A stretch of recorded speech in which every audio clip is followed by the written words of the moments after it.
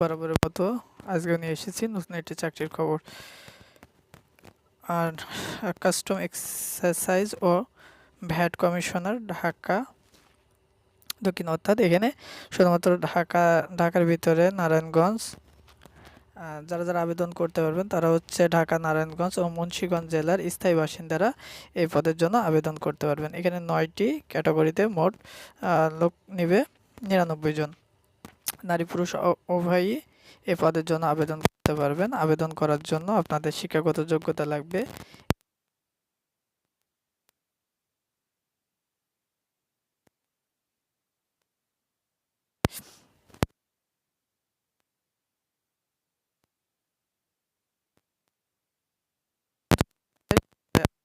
থেকে করা যাবে।